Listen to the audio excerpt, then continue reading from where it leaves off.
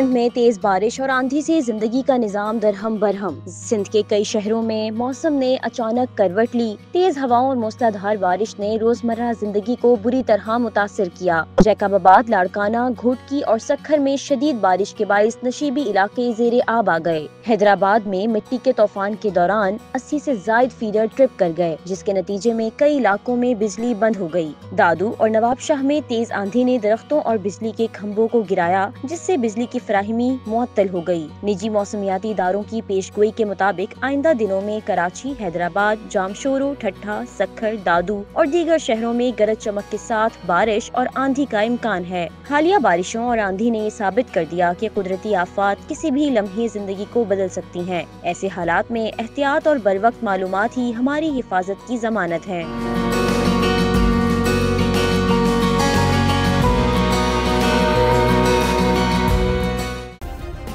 Subscribe करें और bell दबाएं ताकि कोई खबर रह न जाए।